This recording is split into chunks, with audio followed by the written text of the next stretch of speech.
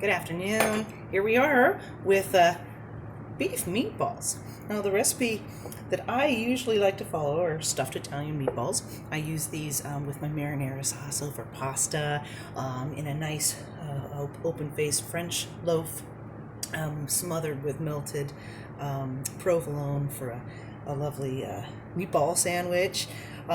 So the first step in this two-part series of videos, Meatball Marinara, are the marinara meatballs. Now, I said stuffed, and that's because what I usually like to do is I cube up a quarter-pound loaf of mozzarella cheese, and I go through this process of spooning out meatballs and take a moment to press a square of the cheese in the center of the meatball before I seal and press it and put it on the platter to bake off. But since I forgot that at the store, I'm not going to be stuffing them today, but that's fine. And that's also just a fun little treat every once in a while, especially if I'm making a big batch of meatballs to be frozen for different kinds of uses. It's nice to know, oh, those have some nice cheese inside. It's a real treat. So, of course, with the mixture for the meatballs, it's a combination of pork sausage, or pardon me, Italian pork sausage and ground beef. Let's see, and a variety of seasonings, mostly on the Italian side. I always love to add some fennel. I love the flavor. And especially with marinara, it's delicious. There's some garlic seasoning, parsley, and panko to kind of give it body and thick and allow them to stand as meatballs. And yeah, and eggs. And even a half a cup of milk, if you can believe that. So I thought I'd take a moment to show how I spoon these meatballs out, and it doesn't need to be a round, hard, firm ball. I like having these ragged edges because I bake these off in the oven, and then I add them to the marinara sauce when I serve.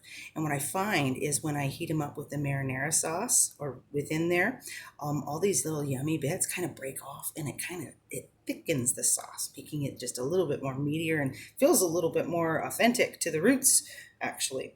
So yes, I use a serving spoon and a tablespoon. So one's a little bit bigger, and I just scoop it out, form it with the other. And if I had the meatball, I'd be pressing, the little cube in there and then using the spoon to seal it up. But as it is, I'm just going to spoon this onto an aluminum foil lined baking tray with a baking rack nestled within. And what that'll do is, drain off the grease. We'll pre-cook the meatballs. And once the cooking is finished, you can either cool them off completely and flash freeze them at that point.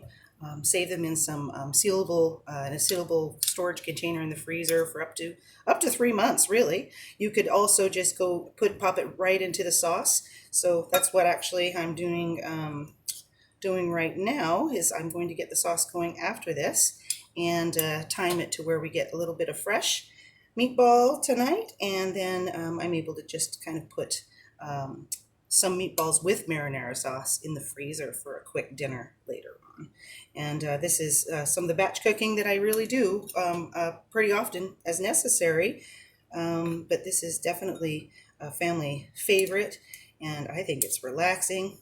If I might make the comment too, I like to combine or mix the meat together without the seasonings, but you can certainly add those as well. But I like to do that the night before, so the meat's chilled when I bring it out to roll the meatballs, because this would be a totally different process if this meat were kind of room temperature. It would just be a little bit more sticky, oily.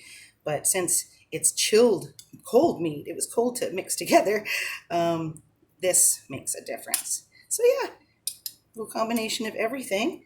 So I hope that a little tip or little trick is helpful. I do bake these off at 400 degrees Fahrenheit. The timing kind of varies, about 15 to 18 minutes, but really what you want to make sure of is maybe check it at 10 to 12, by using a meat thermometer in the very center of the meatball. And once it registers 160 degrees Fahrenheit, it's cooked through. It is possible to go too far in an oven, and those will just shrink down, but you'll be able to taste they just get more dense. There's a nice point where you just hit that temperature, take them out, and they'll still continue to cook after they're out of the oven until they cool down completely. But yes, please look forward to the next video with marinara sauce, and have a lovely afternoon.